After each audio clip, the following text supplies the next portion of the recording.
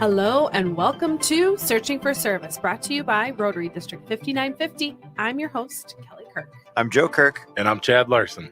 Before we dive into who our guest is for this episode, Joe's going to remind us of our show's purpose. Well, our ever-evolving show's purpose is really getting people that are seeking service out there married with people that have great stories of service and to really inspire people that want to serve to get out there and serve. I mean, that's really the bulk mission of this show. And we believe that Rotary is the most wonderful vehicle to foster great service. Thank you for that. Appreciate it. Good intro. So our guest today is Tim Connors. He is a part of the Praire AM Rotary Club. He serves as board secretary. He is also a part of the District 5950 Rotary Environment Action Team. He plays quite a few roles. Mm-hmm. Yeah, he was an interesting guest and kind of learn his path, but also then learn about the stuff they have coming up. Yeah, the expo is really exciting. Yeah. And pretty cool, like hearing about how it started and where it is now and how successful it's been.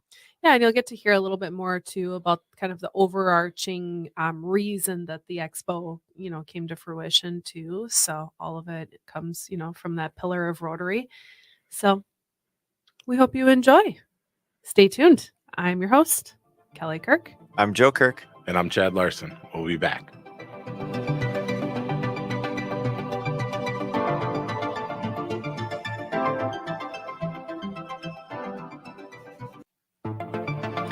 Hello and welcome back to Searching for Service, brought to you by Rotary District 5950. I'm your host, Kelly Kirk. I'm Joe Kirk. And I'm Chad Larson. Before we dive into our guest and who he is today, Chad is going to remind us of our show's sponsor. I want to thank Russell Hampton Companies for sponsoring the show. The number one printer for Rotary gear in the country. If you're watching online, you can see some of the gear they sent us. They got some tumblers, some cutting boards, but they can print anything. So whether it's your business or you're looking for some Rotary gear, check out russellhampton.com.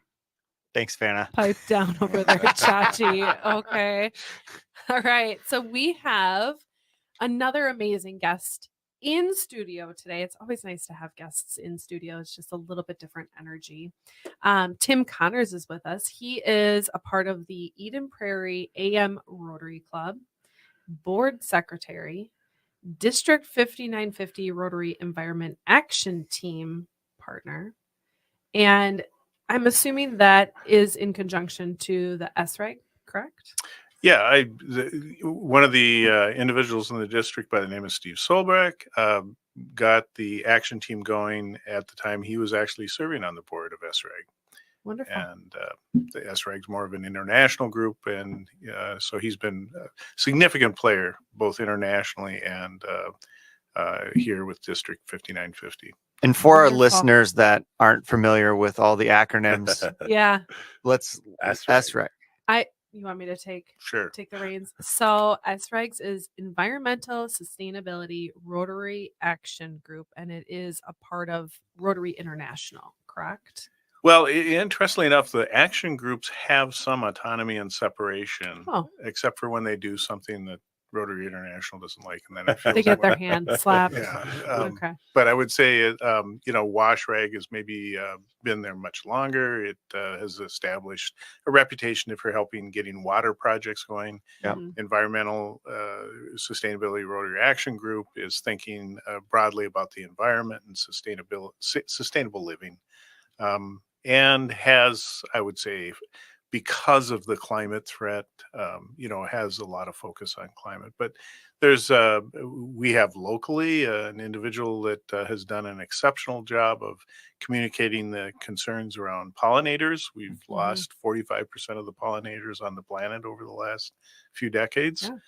We need pollinators to have food and Should survive. we do some pollination in the backyard? There you go. You could ask Lloyd for some help. Sounds kind of dirty. Oh my God. We are on air. So. Well, that was PG-13. It was all right. That would have made it into a Disney movie. This is true. So an example of pollinator work, there's a gentleman who lives out in Stillwater that initiated an SRAG initiative around pollinators. been an exceptional amount of work done. The president, I can't remember her name, I'm sorry, before Stephanie did a trip from Canada all the way down to Mexico on a train. You might remember that. That was precipitated by Chris Stein's work. And more recently, around Earth Day, and I think it's Friday, the 19th, our lieutenant governor will be at a signing, the largest signing of pollinator pledging that's been done in Minnesota, maybe even the world.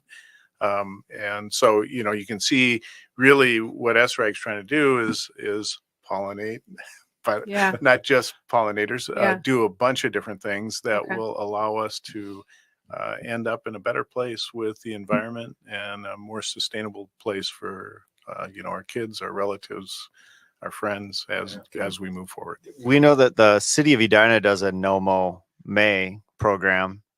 I'm just curious, like how beneficial it's been. If they have any data that supports. You any need of it. longer term data, right? It's relatively. You mean new. in a month? Yeah. We haven't fixed the problem. Come on.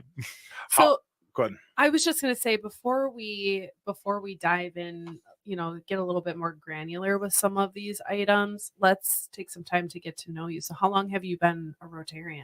Actually, I'm pretty recent. I was in part of corporate America and always thought of Rotary as something for, small businessmen and professionals. Okay. But after I retired in June 2019, a Rotarian that I knew from work but had moved on to other things, made one more invite, and I figured, what the heck, I got time. So I showed up, and it was just a nice. I miss people at work on some level. You go there every day. The routine of making some relationships, particularly with people that have the right set of values, was really attractive, and I got sucked in, and now I spend all my time on, well, not all my time on Rotary. There's a couple of other passions I have, philanthropic passions that are somewhat connected. So, okay. Care to share them? Yeah, do share. I often say that my first experience with Rotary was going to Camp Rising Sun in Rhinebeck, New York. Camp Rising Sun is run by the Louis August Jonas Foundation. It has a set of values that correlate heavily with Rotary, has no connection to Rotary in truth. Okay. But that's where I learned about service beyond self. That's where I learned about education for life. That's where I learned about celebrating diversity. And I learned some leadership skills through that experience too. And so at 15 years old, the world opened up for me in ways that I hadn't experienced in Wilmer, Minnesota, which is where I was living at the time. Okay. And all of a sudden, I just got excited about traveling and meeting new people, learning about cultures, all those kinds of things just became super interesting. So when I started engaging with Rotary through this invitation, it was like, ooh, this is like Camp Rising Sun. Really to the point, I've been serving on the board of Camp Rising Sun for a decade. Wonderful. My kids left and I got more involved, started working on some of the committees at the foundation, and then eventually ended up on the board and have been serving on that board for quite a while. So that's one thing I do. Okay. What else do I do? I'm an alum of a school that has some alumni that are very concerned about what's going on with the climate, because it's an institution that understands science and technology. Okay. So we actually have a group that meets and advocates for change with Congress, basically by writing letters and pointing out things that make sense from a science background. We also educate on climate. So there's an organization called Climate Interactive that has a tool that helps you understand what the policymakers should be doing, so you can help them understand what you want them to do as you move forward. Okay. And so that's another thing. And then you've had Suzanne Kachiver on the show. Well, she sucked Irene Kelly and myself out of Eden Prairie AM into that experience. We've been working with Suzanne. I'd say we're the triad that keeps that Lake Street thing vibrant and thriving. The Lake Street project. Yep, the Lake Yeah. Street project. I And was going to say, I'm not sure I was a part of that one. No, you aren't. It was No. I Joe think and it I. was the two of you, but I think You were I on met baby leave, Yeah, I think I met Susan though at the district and conference. she got up and spoke Mhm. too. Wait, did Yes. both of you? You did, You yeah. both did. yes, we It's did. all coming back Back to to me me. now. It's all coming back. Yeah. There we go. Yes, because I Connections do everywhere. remember. Sorry, completely tangential. I thought it was so funny. You got up there and you're like, I'm really not good at this public speaking thing. And then you just blew it out of the water. You were absolutely incredible. So hats off to you. Well, and that leaves one more to mention. Do it. As a result of the Lake Street work, one of the business owners walked in one day and said, hey, I need a different space. My restaurant is doing well and it doesn't really fit into the space I'm in. Can you help me? So we helped them identify some options, professionals, locations. But after just a few months, he walked into the room again with Suzanne and myself and said, I got a vision. And so what's the vision? And by this time, his restaurant is literally down, just a few blocks from George Floyd Square. He lived near the restaurant, was an individual that woke up one night and saw his community burning. So as things unfolded with community sessions, listening sessions and such, he participated, heard how frustrated the community was. And so we show up one day, he's got pictures. And the pictures show his restaurant, as well as a bunch of other kinds of things that would help the community inside the 3rd Precinct Police Center, or, the building. Yeah. In other words, converting it from a place that is really kind of shameful for Minnesotans to a place of fame. Mm-hmm. And so we've been we formed a 501(c)(3). We're starting to collect donations and approaching the appropriate people to try to influence the future disposition of that building. Yeah, there was just an article in the paper Yeah. not too long ago regarding it too. Yes, and interestingly enough, we were in a session on Monday that kind of serves up the current state of mind of the city. It is not homogeneous. Oh boy. On the one hand, you've got a group of people who work for the mayor that are trying to manage the resources of the city well. And they know that they have a lease that's going to expire for voter services space. And that article talked about it, moving that into this building. It's an empty building. It saves the city some money in terms of lease dollars. With that said, all the community sessions that have been done so far have never gone down the path of thinking that's an approach they'd like. They'd like community services. They'd like to strictly change the whole function of the building. And in fact, we've done enough outreach with MVCC. It came up as one of the key initiatives that they'd like to see happen in that space. Mm-hmm. So the meeting we were in was a council meeting. The city administration that works with the facilities walked in and said, here's our plan, voter services. We'll have some space based on council feedback the prior weeks. They'll have some space for community engagement or community use, but it was a small space. And so the council actually was, again, not homogeneous. There was a group that said we should move ahead. We all agree it's an eyesore. It's an embarrassment. We need to get going. Let's just let the city do what they want. There was another group that basically said the community told you they didn't want it used that way. They told you how they wanted to use it. You should reflect that. Mm-hmm. And had a vote. The vote was 8-3. Council people that want a different mission. Now, with that said, the city, the way things work is the administration really doesn't need the permission of the council to manage the resources of the city. Yeah. So it's not clear what's going to happen. Well, I find it so fascinating. Like, we've had so many people on here that talk about like our international projects and how much of them is around the sustainability component of it, and how you get sustainability is you get buy-in from the community. And you go, how are we not rationally using that same type of thought Yeah. process instead of, hey, this just makes sense for the use, instead of what does the community need and Yep. how can the community support it? Right. And kind of just to go down this road a little bit is just to go, well, is there anything from the community in terms of sustaining the building if they're going to use it for more of a community use? Is there a community component of it that they would sustain it? Like, I'm just trying to follow the same line as what we do with like international projects, and especially the ones that we see that are really successful, and it's community buy-in, community engagement. And how does that play into this specific? I mean, it's at home, but if you're somewhere Yeah. else in the world, this is an international project, Right, right? right, right. Well, and so in a sense, that would be the next stage to do that step that we are so familiar with in Rotary, with the vision that's been proposed. Mhm. Of course, that takes time, it takes money, it takes resources. So to some extent, unless the city, slows up, there's not going to be an opportunity to do that. Yeah.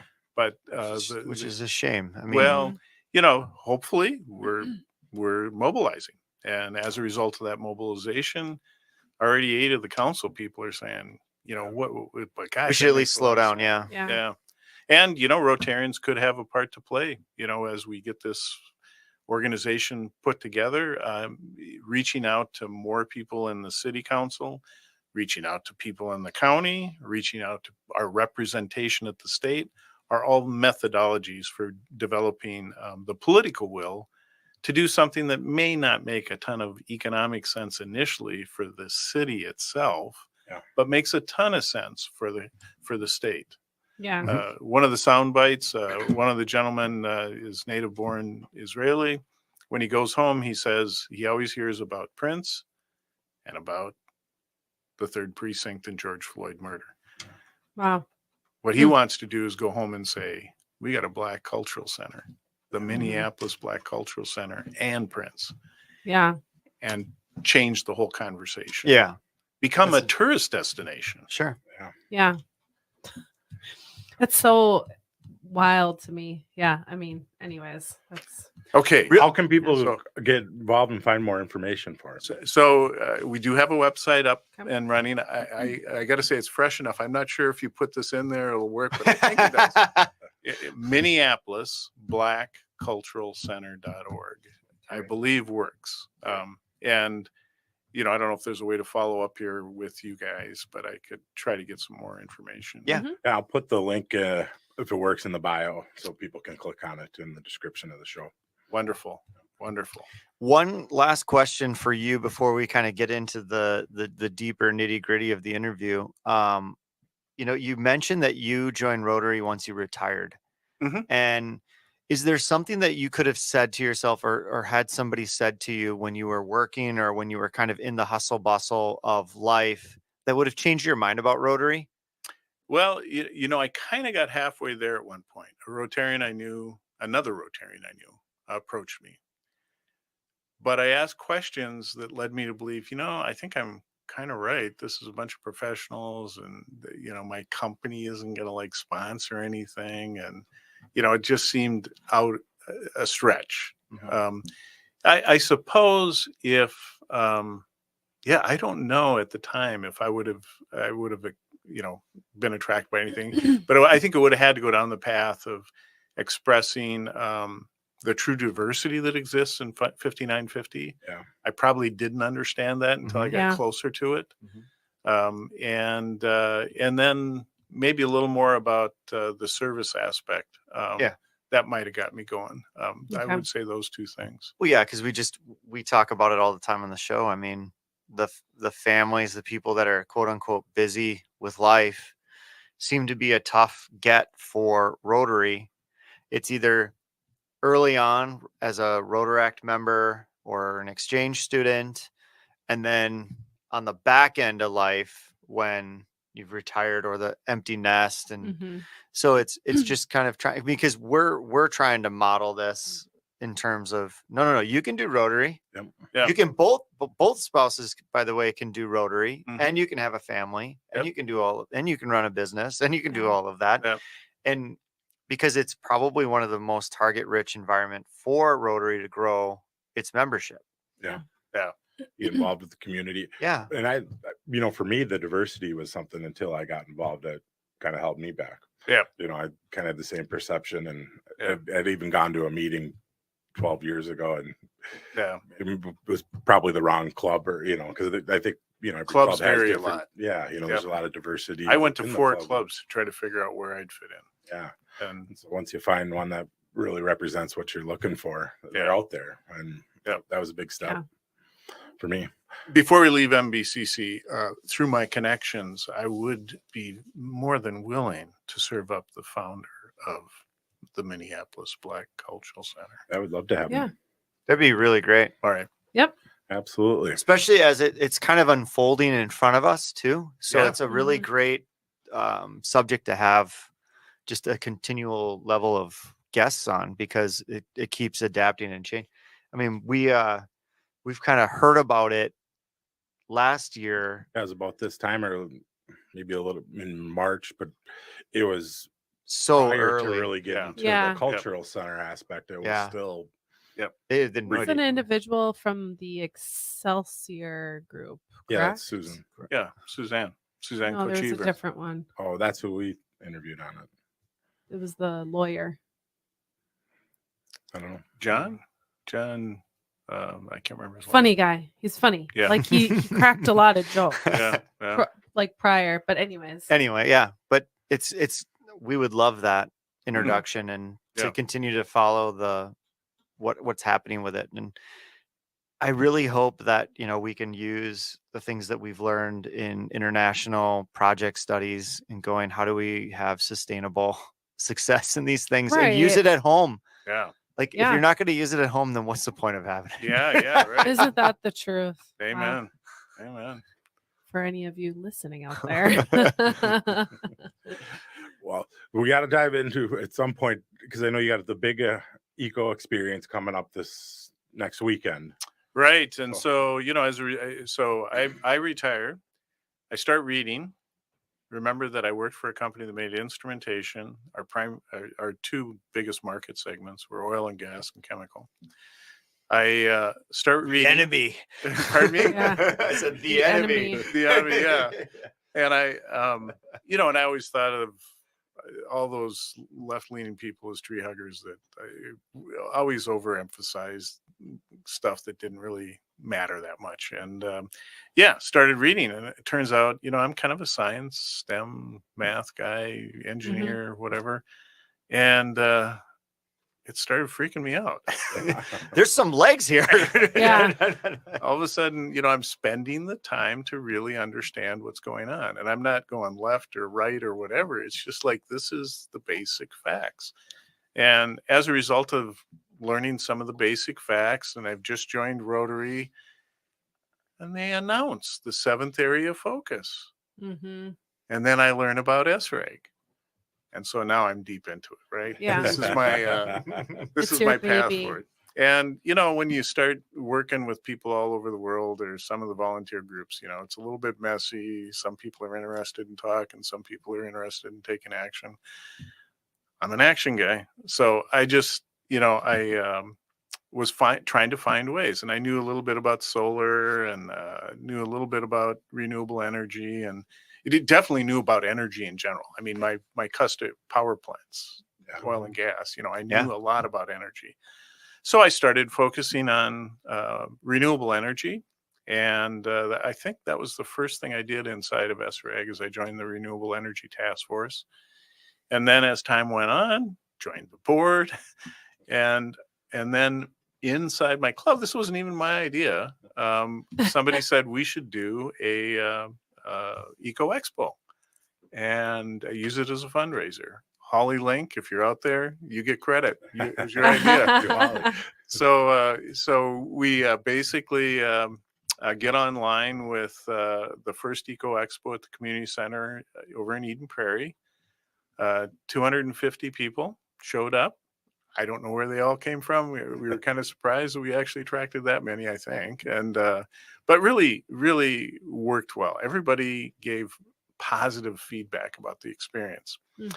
And so we start heading for the second year. Yeah, let's do it again. And we're heading for the second year. And somebody had the idea, could have been me, I'm not sure. Let's ask the Eden Prairie Mall, if they'd open up their center court. Sure enough, turns out they're fairly progressive when it comes to topics like sustainability and are trying to do their part. They were very excited to have us. And so lo and Wonderful. behold, we did the scramble.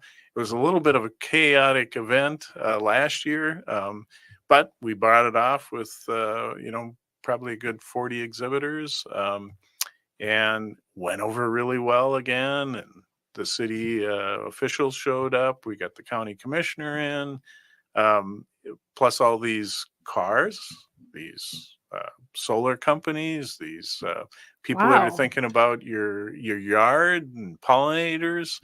We had the family fun zone so kids could go in and look at the goats. And, between all that stuff, I mean, again, it came off very well.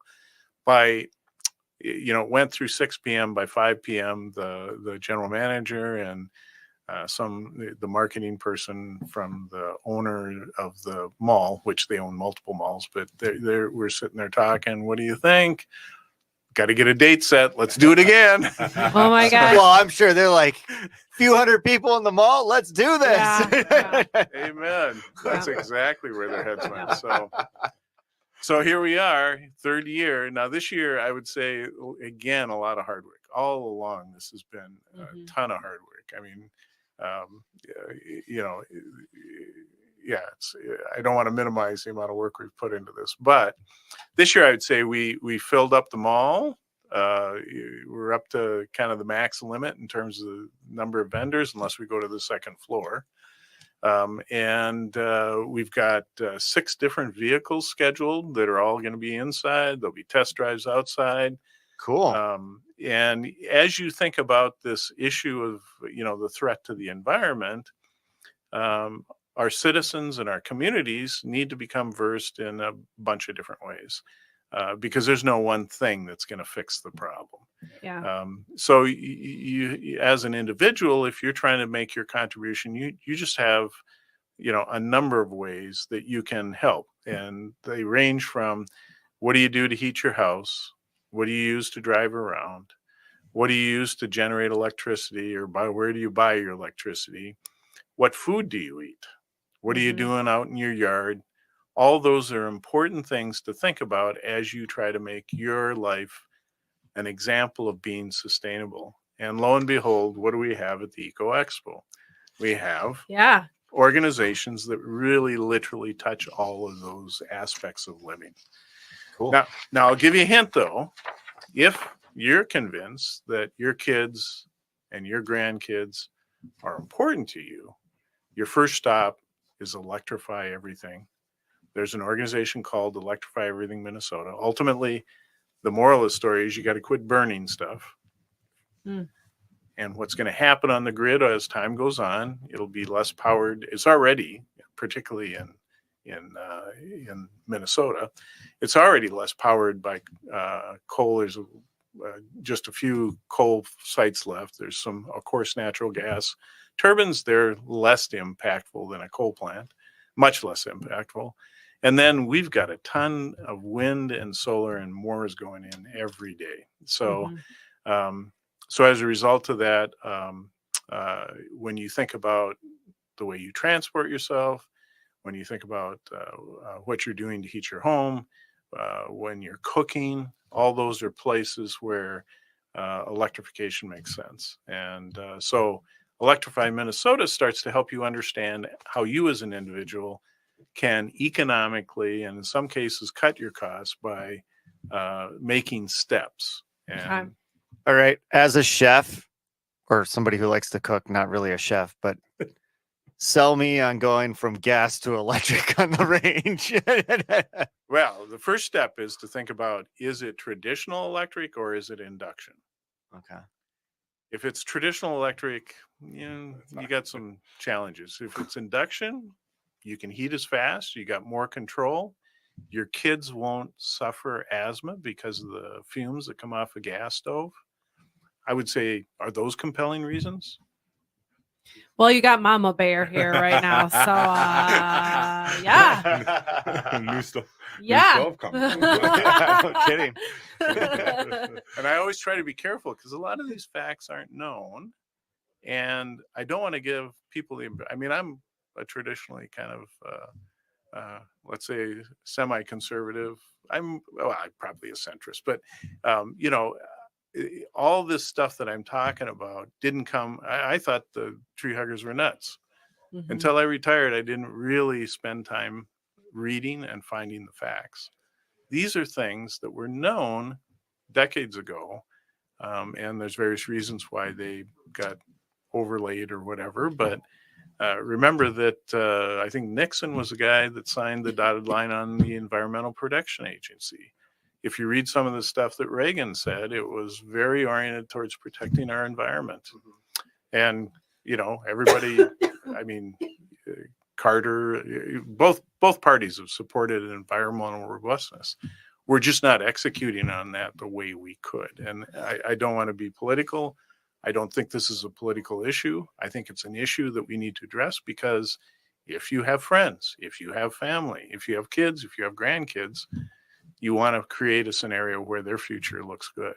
And we have to address this to get those kids to a good place. I mean, I like coming at it from that perspective rather than the political stance, one person trying to step higher than the other on that political stance. So that's good. I mean, yeah. It doesn't have to be a political issue. Right. It shouldn't be a it's political a heart issue. It's a heart thing. Like, do you care about the health and benefit of yourself, people around you, children that you have? So. And I'm very confident that in a relatively short point of time, it's going to depoliticize. I mean, if you look at the history of Europe, it was political 20 years ago. It isn't today. Mm-hmm. Everybody's on board.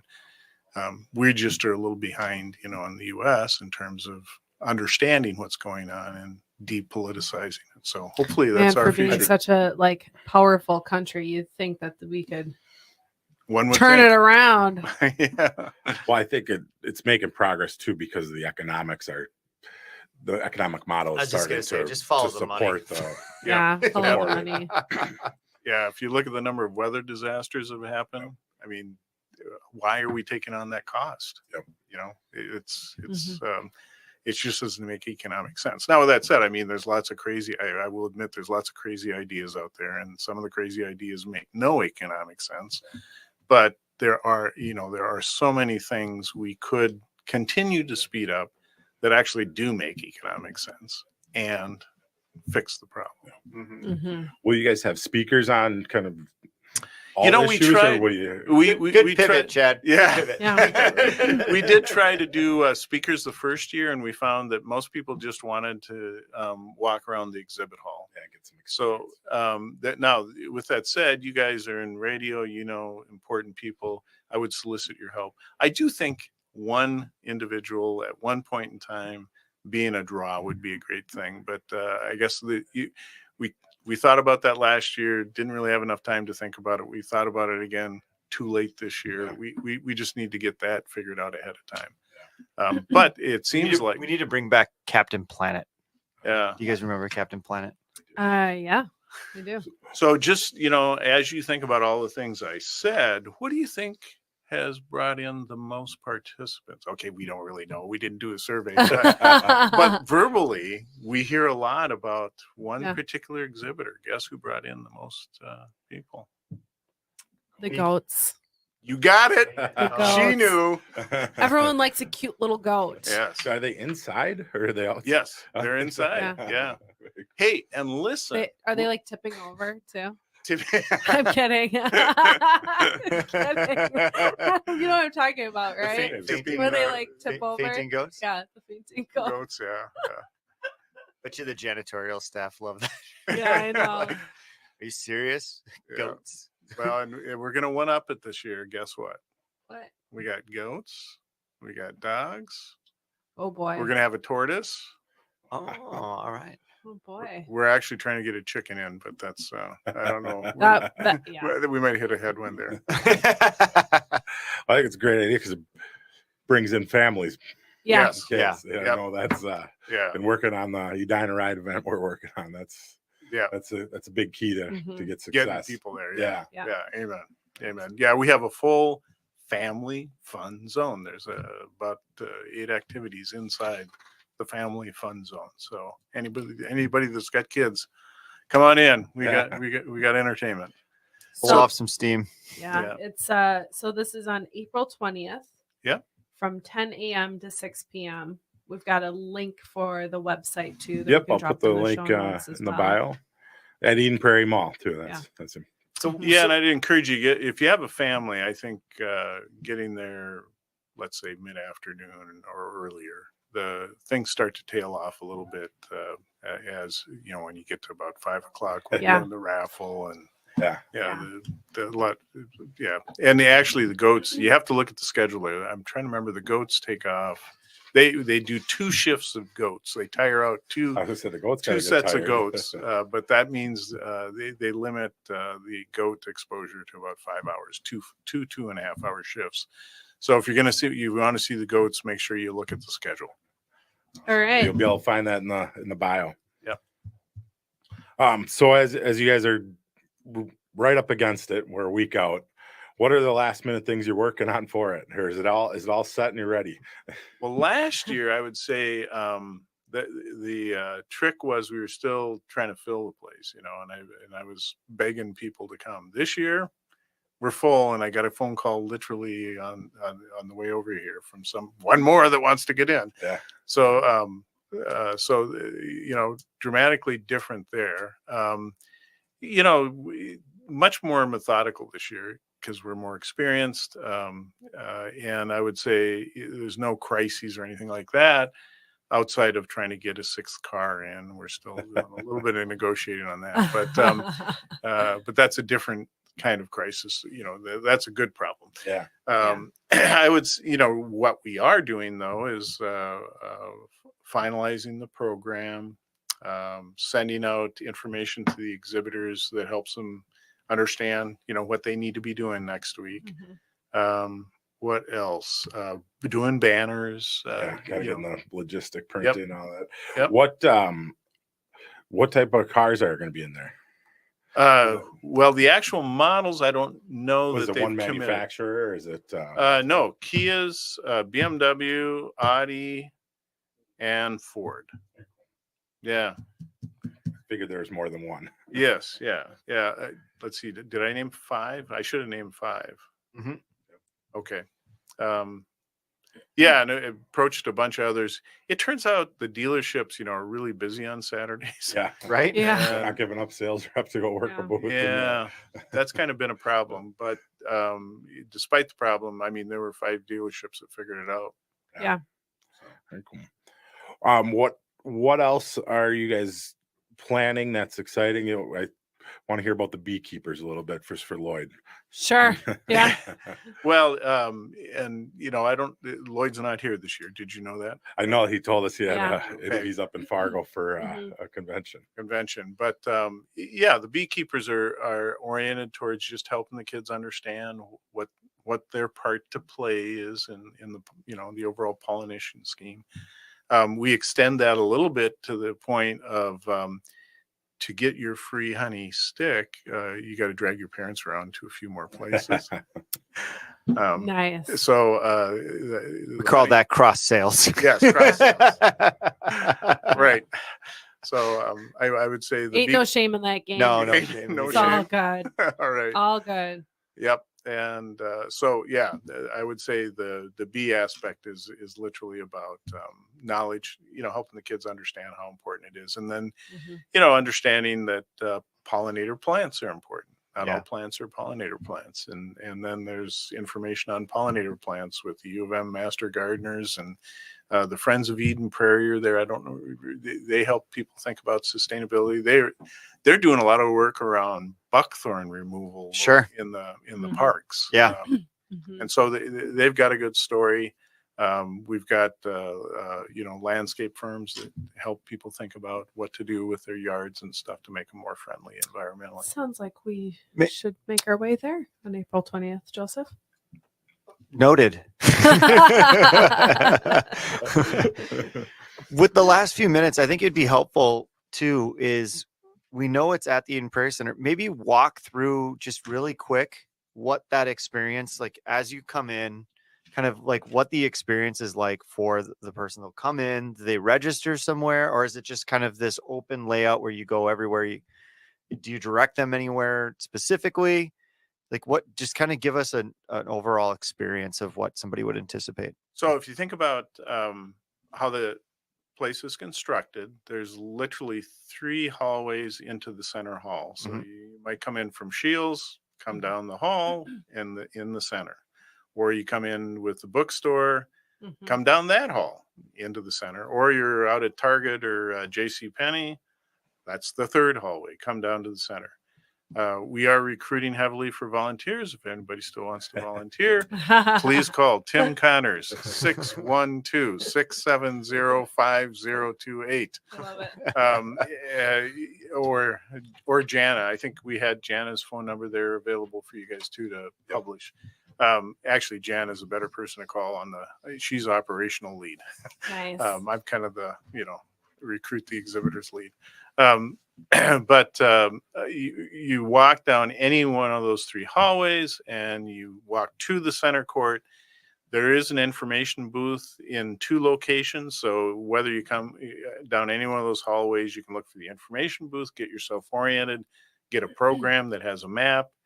All those things are available depending upon your inclination. Likewise, there's no need to necessarily, you can just start walking through that center exhibit hall. There's about 6 lanes, and walk up and down the lanes and look at what you're interested in, what you care about, and pick that off. Now, okay, family fun zone. It's in a storefront that currently is not being used. And so it's,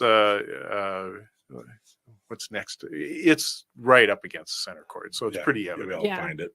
You'll be able to find it. And then the EV store, there's not much space left now, of course. So you got to go down the hallway a little bit, and down the hallway is the EV store. And because I'm hoping we get the 6th car in, there'll be a car in the hallway signaling it. They're our silver sponsor, Audi Minneapolis, and then right against that sponsor will be the storefront that has the other 5 cars. Cool. So it's like halfway down the hallway between the center court and J.C. Penney, and then one of the dealers, the Ford dealers, planning to do test drives. So if you want to test drive a Ford EV, that's up and out the door beyond J.C. Penney. I think they're going to organize that in the EV store and then send you outside or something like that. Go check it out. Check out the test drive. You might end up with a new car and a new range, Joe. Oh boy. Bet. All right. Well, Not likely. Yeah.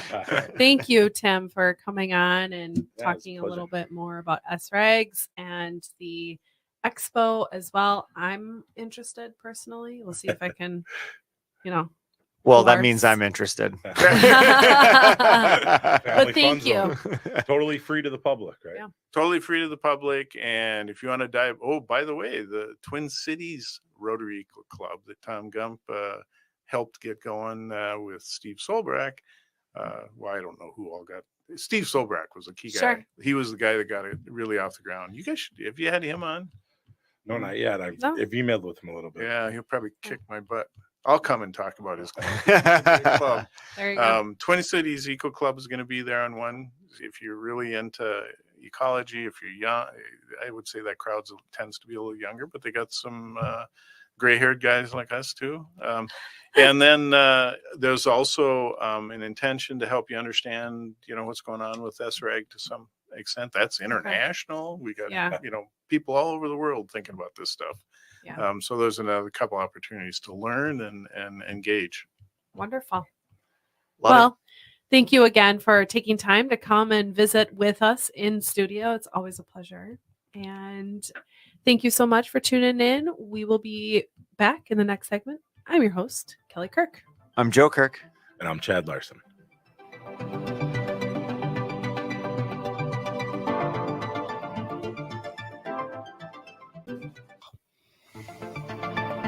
Hello and welcome back to Searching for Service, brought to you by Rotary District 5950. I'm your host, Kelly Kirk.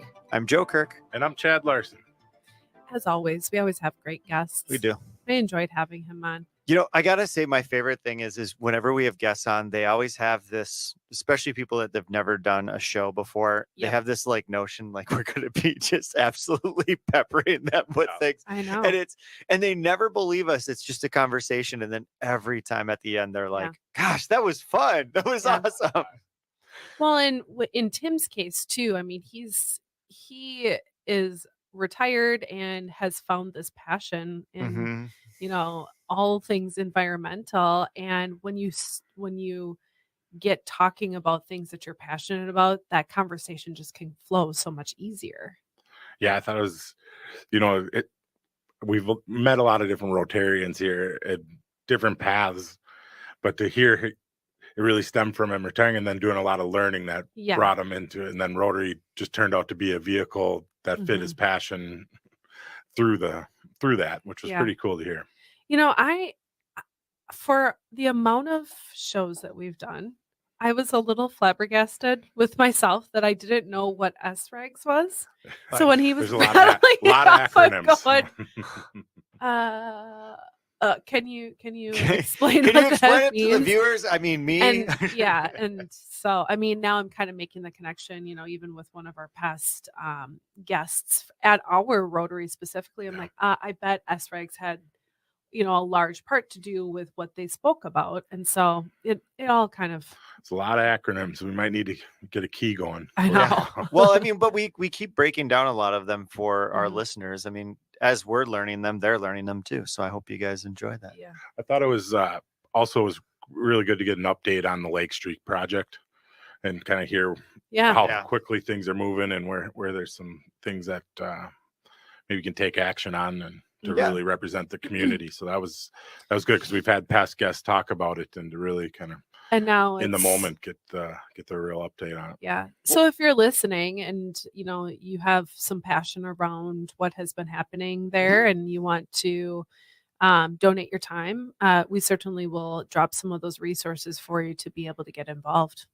Just as a last thing, what I loved about it is how we're using Rotary as an international, like when we do service projects, to identify where there are chinks in the armor in terms of process and procedure locally, where we can at least get community involvement to help that process. It was a great guest. We hope you enjoyed. I'm your host, Kelly Kirk. I'm Joe Kirk. And I'm Chad Larson. As a reminder, it's time to stop searching and to start serving. See you next week.